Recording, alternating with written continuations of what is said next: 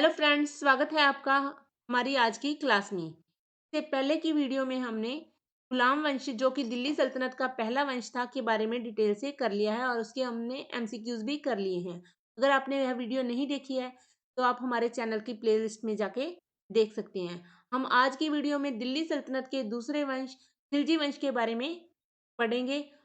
खिलजी वंश था जो दिल्ली सल्तनत के तहत शासन करने वाला दूसरा वंश था, जिसने 1290 ईस्वी से 1320 ईस्वी तक शासन किया। इससे पहले दिल्ली सल्तनत के तहत गुलाम वंश ने शासन किया था। उसने 1206 ईस्वी से लेकर 1290 तक शासन किया था। और जो खिलजी वंश था वो मध्य एशिया से आए थे। 13वीं शताब्दी के मध्य में तुर्की सुल्तानों की साम्राज्य के विस्तार की जो लहर थी वो समाप्त हो गई थी और उसके बाद उनका एकमात्र उद्देश्य था कि अपने साम्राज्य को वो सुदृढ़ता प्रदान करें। ये खिलजी वंश के शासकों ने अपनी सीमाओं में कोई विशेष वृद्धि नहीं की। उन्होंने अपने साम्राज्य को बढ़ाना बंद कर दिया, लेकिन उनको सुदृढ़ बनाने की ओर उसने अपना ध्यान देना शुरू कर दिया। दिल्ली सल्तनत में खिलजियों का शासनकाल सबसे कम समय का था। खिलजी तुर्कों की 64 नस्लों में से एक थे, जिनकी एक शाखा चौथी शताब्दी में ही अफगानिस्तान की हेललमंद घाटी में बस चुकी थी। खिलजी वंश की स्थापना 13 जून 1290 ईस्वी में जलालुद्दीन फिरोज खिलजी ने की थी। और कब कैसे की थी उसने? गुलाम वंश के अंतिम शासक क्यूमर्स की हत्या करने के बाद इसने अपने खिलजी वंश की स्थापना की थी। इसने बलबन के शासनकाल में एक अच्छे सेनापति के रूप में प्रसिद्धि प्राप्त की थी। खिलजी वंश के सभी शासकों के नाम इस प्रकार से हैं। पहला था जलालुद्दीन फिरोज खिलजी। इसने 1290 ईस्वी से लेकर 1296 ईस्वी तक शासन किया था। उसके बाद अलाउद्दीन खिलजी शासक बना, जो कि जलालुद्दीन का भतीजा था और दामाद था। उसने 1296 से लेकर 1316 ईस्वी तक शासन किया। उसके बाद शहाबुद्दीन खिलजी बैठा गद्दी पे। वो सिर्फ कुछ दिनों के लिए ही राजा बना था। 1316 ईस्वी में बना था वो। उसके बाद कुतुबुद्दीन मुबारक खिलजी शासक बना, जो 1316 से 1320 ईस्वी तक रहा। उसके बाद नसीरुद्दीन खुसरो शासक बना, जिसे खुशवर शाह भी कहा जाता था। उसने 15 अप्रैल से लेकर 27 अप्रैल 1320 तक शासन किया। आज की हम इस वीडियो में सिर्फ अलाउद्दीन खिलजी और जलालुद्दीन खिलजी फिरोज खिलजी के बारे में ही बात करेंगे, क्योंकि इस वंश का जो सबसे प्रसिद्ध शासक था वो अलाउद्दीन खिलजी था। और ज्यादातर अगर क्वेश्चन आते हैं एग्जाम में तो वो अलाउद्दीन खिलजी के बारे में ही आते हैं। जलालुद्दीन खिलजी 1290 से 1296 ईस्वी। जलालुद्दीन खिलजी था जो खिलजी वंश का संस्थापक था। जलालुद्दीन खिलजी ने गुलाम वंश के आखिरी सुल्तान ट्यूमर्स की हत्या करने के बाद 1290 ईस्वी में स्वयं को सुल्तान घोषित कर दिया। जब वह सुल्तान बना तो उस समय उसकी आयु 70 वर्ष की थी। उसने 13 जून 1290 ईस्वी में कैकवाबाद द्वारा निर्मित किए गए महल, जिसका नाम था किलोखरी, उसने अपना राज्याभिषेक करवाया और किलोखरी को ही उसने अपनी राजधानी बनाया। जलालुद्दीन खिलजी ने 6 वर्ष तक शासन किया, लेकिन वह बलबन के सिंहासन पर नहीं बैठा। वह क्यों नहीं बैठा था? क्योंकि वह बलबन के काल में एक गुलाम था और उसने एक गुलाम के रूप में बलबन की सेवा की थी, इसलिए वह जलालुद्दीन के सिंहासन पर कभी नहीं बैठा। जलालुद्दीन कैकवाद के समय में समाना का सूबेदार था और करे जहांदार यानी शाही अंगरक्षक के पद पर नियुक्त था। कैकुआबाद था जो उसने उसे शाहसता की उपाधि प्रदान की थी। जलालुद्दीन ने बलबन की लौह व रक्त की नीति को त्याग दिया और उदारता की नीति को उसने अपनाया था। उसने जनता की इच्छा के अनुसार शासन को अपना आधार बनाया और जलालुद्दीन ने अहस्तक्षेप की नीति को भी अपनाया। देवगिरी का अभियान 1296 ईस्वी में अली गुशार्प, जो कि अलाउद्दीन खिलजी का ही नाम था, के नेतृत्व में देवगिरी का अभियान हुआ। इसमें अलाउद्दीन खिलजी ने देवगिरी के शासक देवचंद्र को पराजित कर दिया और वहां से अपार धन प्राप्त किया। सुल्तान की हत्या। अलाउद्दीन खिलजी कड़ा का राज्यपाल था। उसने 1296 ईस्वी में जलालुद्दीन को कड़ा बुलाकर धोखे से उसकी हत्या कर दी। उसने जलालुद्दीन को कड़ा बुलाया और इस लिए बुलाया। उसने कहा कि यहाँ से हम बहुत सारा धन प्राप्त कर सकते हैं, धन को लूट सकते हैं, इसलिए उसने बुलाया। लेकिन उसको गले मिलते समय धोखे से उसको चाकू मार के उसकी उसने हत्या कर दी थी और खुद शासक बन गया। खिलजी के समय की घटनाएं, ये जलालुद्दीन फिरोज खिलजी के समय की घटनाएं हैं। मलिक छज्जू का विद्रोह 1290 ईस्वी में कड़ा के सूबेदार मलिक छज्जू ने विद्रोह कर दिया, तो सुल्तान ने इस विद्रोह का दमन कर दिया। इसके बाद है रणथंभौर का अभियान। 1291 ईस्वी में जलालुद्दीन ने रणथंभौर अभियान किया, लेकिन किले की सुदृढ़ता देखते हुए उसने अपना अभियान वापस ले लिया। और उस समय वहां का जो शासक था रणथंभौर का, उसका नाम हमीर देव था। मंगोल का आक्रमण 1292 ईस्वी में अब्दुल्ला खान के नेतृत्व में मंगोलों पर आक्रमण कर उन्हें पराजित किया, और इसी काल में 4000 मंगोलों ने इस्लाम धर्म को स्वीकार कर लिया और दिल्ली के पास मुगलपुर, या उसे मंगोलपुरी भी कहते हैं, के नाम से बस गए, जो नए मुसलमान कहलाए बाद में। सिद्दी मोल्ला को मृत्युदंड। सिद्दी मोल्ला एक सूफी संत थे। सुल्तान की हत्या करने के षड्यंत्र की संभावना के कारण ही उन्हें मृत्युदंड दे दिया गया था। आगे हम बात करते हैं अलाउद्दीन खिलजी, जो कि मोस्ट इंपॉर्टेंट है इस टॉपिक में। जलालुद्दीन खिलजी की हत्या के बाद उसका भतीजा व दामाद अलाउद्दीन खिलजी 12 अक्टूबर 1296 ईस्वी में दिल्ली का सुल्तान बना। इससे पहले उसने अपने चाचा की मदद सत्ता पाने में की थी तथा अमीर तुजुक का शहंशाह के रूप में नियुक्त हुआ था। अलाउद्दीन खिलजी का बचपन का नाम अली गुशारसप था।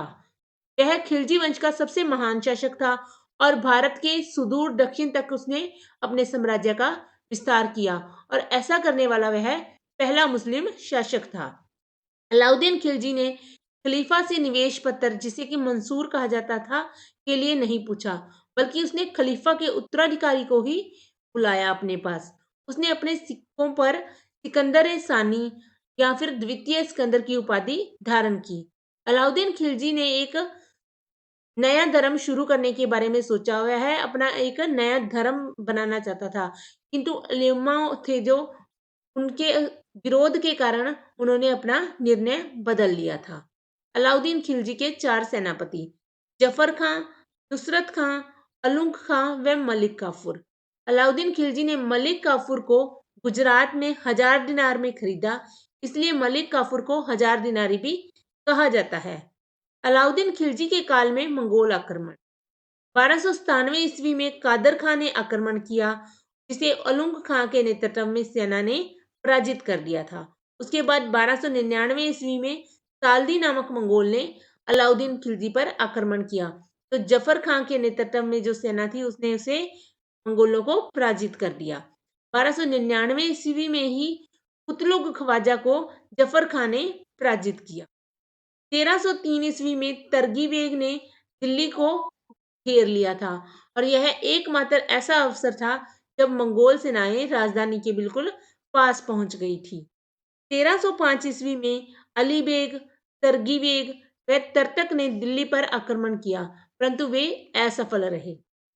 1306 ईस्वी में कुतुब ने आक्रमण किया, तो मलिक काफूर ने उसे पराजित कर दिया। अलाउद्दीन खिलजी ने बलबन के शासन की जो निष्ठुर नीतियां थी उनको अपना लिया था, और उसने अपने कुलीन वर्ग की स्वतंत्रता छीन ली थी, और उलेमाओं का जो हस्तक्षेप था उसे भी बंद कर दिया था। आगे विद्रोह 1301 ईस्वी में उसके विरुद्ध 3 विद्रोह हुए।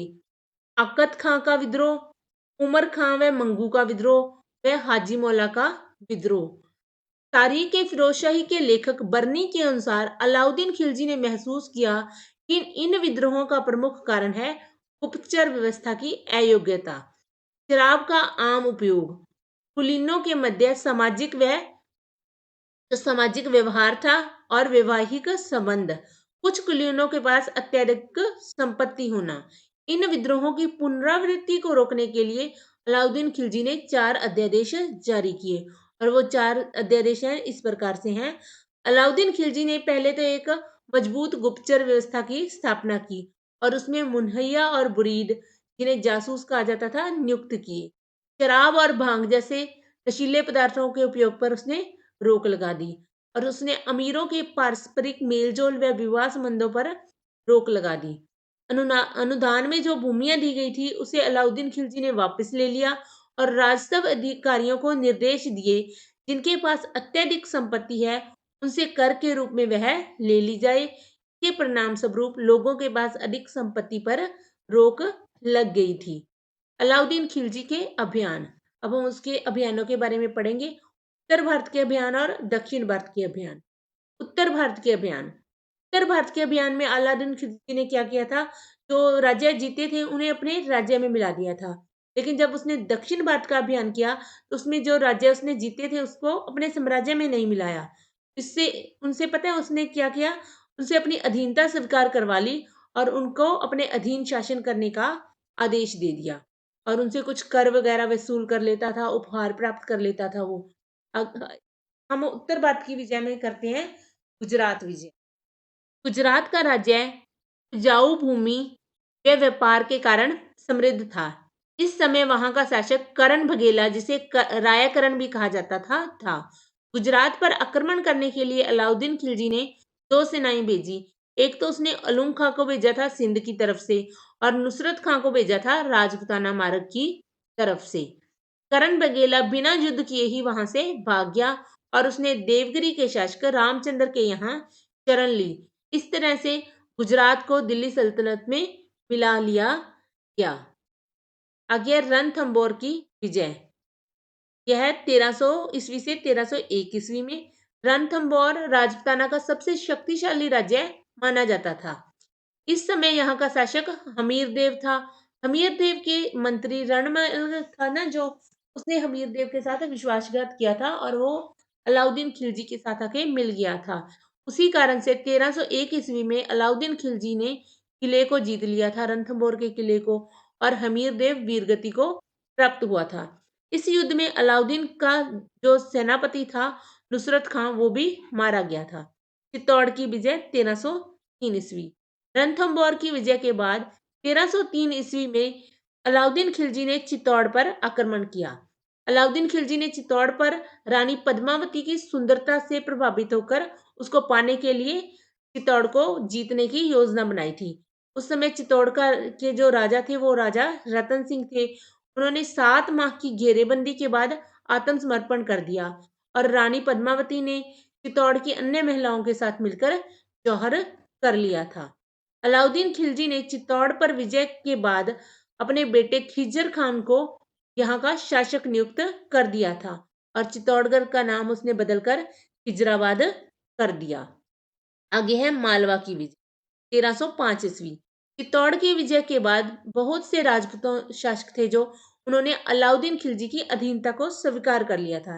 लेकिन जो मालवा का शासक था महलक देव, उसने उसकी अधीनता को स्वीकार नहीं किया और 1305 ईस्वी में मालवा का अभियान हुआ।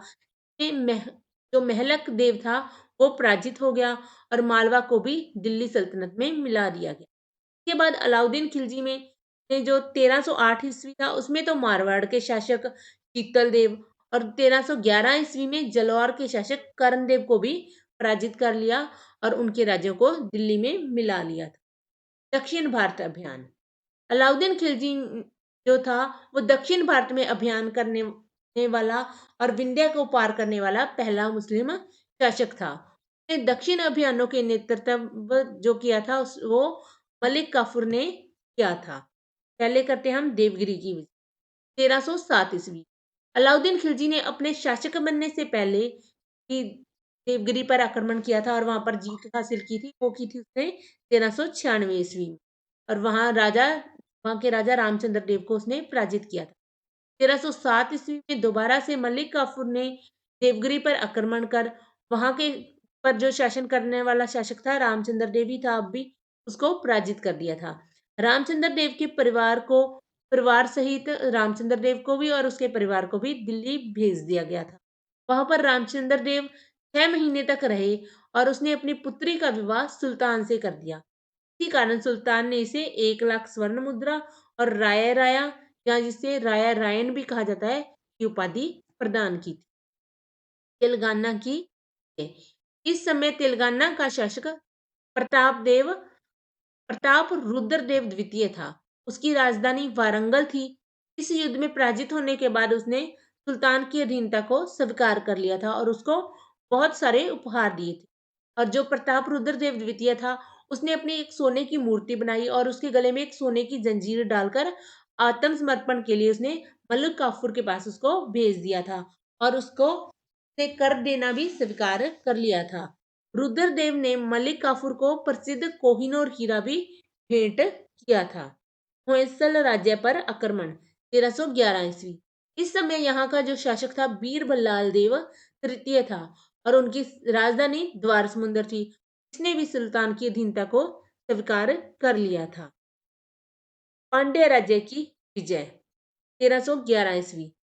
जो पांड्य राज्य है, दक्षिण भारत के अंतिम छोर पर था। इसकी राजधानी मथुरा थी और वहां पर सुंदर पांडे और विजय पांडे दोनों भाइयों के बीच सिंहासन को लेकर गृह युद्ध कर लिया चल रहा था। तो सुंदर पांडे ने क्या किया, अलाउद्दीन खिलजी के पास सहायता लेने के लिए उसने मदद मांगी अलाउद्दीन खिलजी से अपने भाई के विरुद्ध। तो इस पर सुल्तान ने 1311 ईस्वी में मलिक काफूर को मथुरा आक्रमण के लिए भेज दिया और उसने मथुरा पर अधिकार कर लिया था। और वीर पांडे था जो वहां से भाग गया था और मलिक काफूर ने जो मथुरा में खूब लूटपाट की और कई मंदिरों को भी नष्ट कर दिया। अब यह है देवगिरी की पुनः आक्रमण। इससे पहले 1307 ईस्वी में यह आक्रमण हुआ था जब वहाँ यहाँ का राजा राजा रामचंद्र देव था। उसकी मृत्यु के बाद उसका पुत्र शंकर देव या फिर जिसको देव भी कहा जाता है, वो यहाँ का शासक बन गया।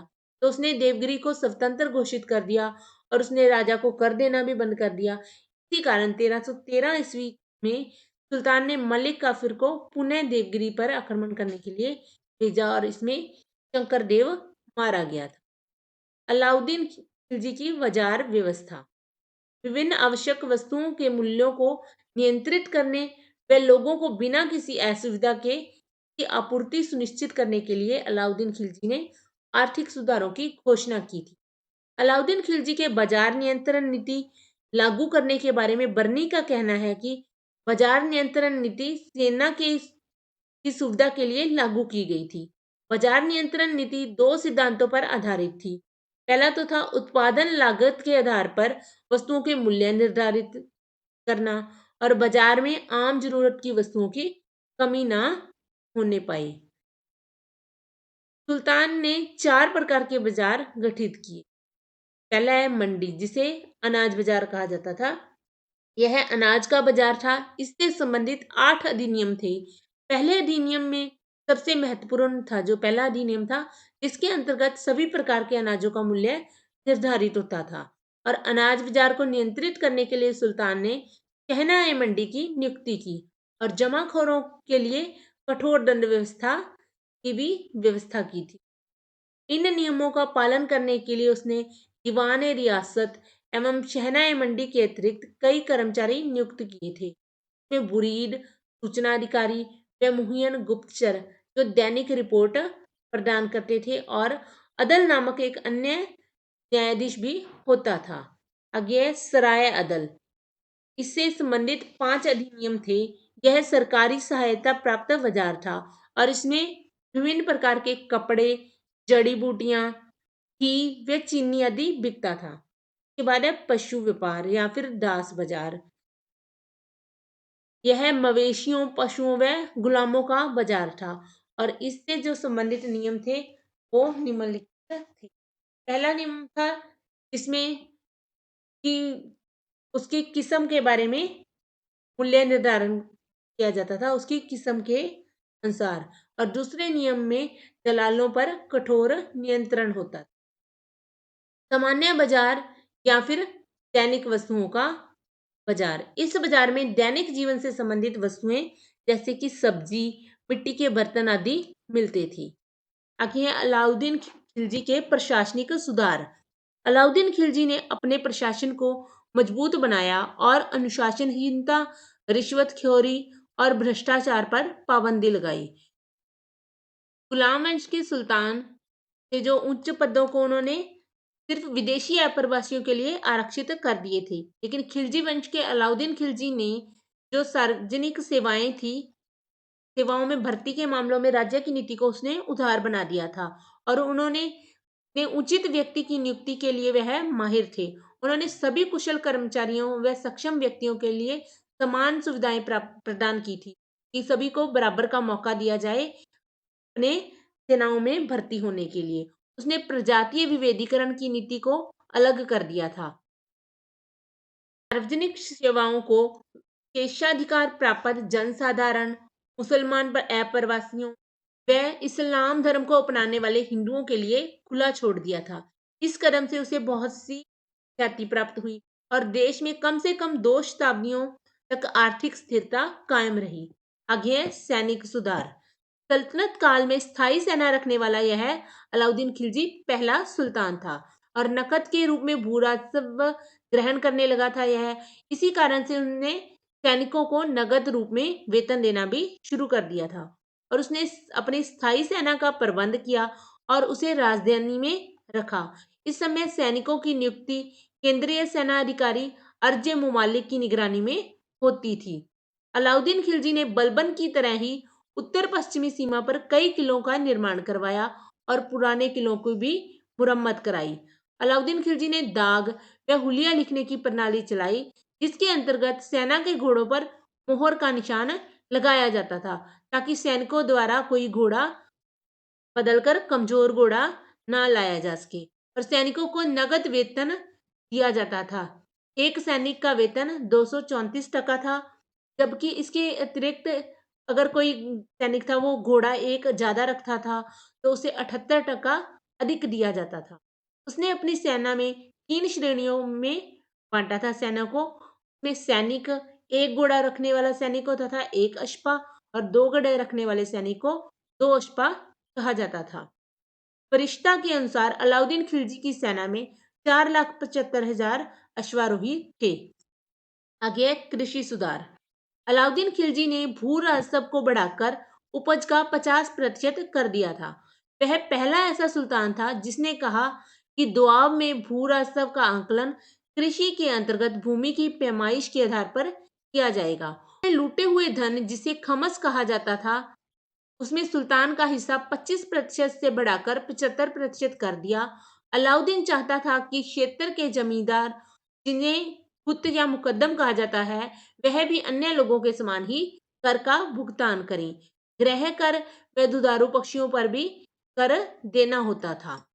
कला व संस्कृति के में अलाउद्दीन खिलजी का योगदान। अलाउद्दीन खिलजी था जो अशिक्षित था, उसके बावजूद भी वह कला व संस्कृति का महान संरक्षक था। उसने अमीर खुसरो व मीर हसन दोनों को अलाउद्दीन खिलजी था जो उसने संरक्षण प्रदान किया था। अलाउद्दीन खिलजी ने निजामुद्दीन औलिया की दरगाह के परिसर में जमात खाना मस्जिद का निर्माण करवाया। दिल्ली में कुतुब मीनार के निकट अलाई दरवाजा का निर्माण करवाया और उसने सीरी के किले का निर्माण करवाया जो कि दिल्ली में स्थित है। इसके अतिरिक्त उसने कुतुबी मस्जिद का भी विस्तार कराया और उसके अंदर एक प्रवेश द्वार का निर्माण करवाया। दिल्ली के 1000 खंबा महल का निर्माण भी अलाउद्दीन खिलजी ने करवाया। उसने कुतुब मीनार के निकट अलाई मीनार का निर्माण भी शुरू करवाया था, लेकिन वह उसे पूरा नहीं कर सका। मुबारक खिलजी 1316 से 1320 ईस्वी। अलाउद्दीन खिलजी की मृत्यु के बाद मलिक काफूर ने उसके नवजात शिशु शहाबुद्दीन खिलजी को शासक बना दिया और वह खुद उसका संरक्षक बन के उसका प्रतिशासक बन गया। लगभग 7 हफ्ते के बाद अलाउद्दीन खिलजी के बेटे मुबारक शाह खिलजी ने मलिक काफूर की हत्या कर दी और शहाबुद्दीन को भी बंदी बना लिया और बाद में उसकी हत्या कर दी और वहां का खुद शासक बन गया। मुबारक शाह ने जो खिलजी के पद को वह मान्यता नहीं देता था और उसने स्वयं को ही खलीफा घोषित कर दिया था। उसने अपने पिता द्वारा लागू किए गए सभी कृषि व बाजार नियमों को समाप्त कर दिया था। मुबारक शाह का मानसिक जो संतुलन था वो ठीक नहीं था। वह दरबार में कभी-कभी महिलाओं के जैसे वस्त्र पहन के आ जाता था और कभी-कभी वह नग्न अवस्था में भी अपने दरबार में आ जाता था। कुछ समय बाद इसके जो प्रधानमंत्री था खुसरो खां, उसने 1320 ईस्वी में इसकी हत्या करवा दी थी और खुद शासक बन गया था। नसीरुद्दीन खुशवर शाह, नसीरुद्दीन जो खुशवर शाह था, उसे ही खुसरो शाह भी बोला जाता है। उसने 15 अप्रैल 1320 से लेकर 27 अप्रैल 1320 तक कुछ दिनों के लिए ही शासन किया था और उसने अपने नाम के सिक्के भी डलवाए। लेकिन उसके बाद उसकी हत्या पंजाब के गवर्नर व सेना के प्रमुख गाजी मलिक ने कर दी और ग्यासुद्दीन तुगलक के रूप में वह दिल्ली का अगला नया सुल्तान बन गया और उसने तुगलक वंश की स्थापना की। आज की वीडियो में हमने दिल्ली सल्तनत के खिलजी वंश के बारे में डिटेल से पढ़ लिया है और हम इससे अगले आने वाली वीडियो में हम इसी टॉपिक से रिलेटेड एमसीक्यूज करेंगे। अगर आपको यह वीडियो अच्छी लगी है तो आप हमारे चैनल को सब्सक्राइब कर दें और वीडियो को लाइक शेयर जरूर करें।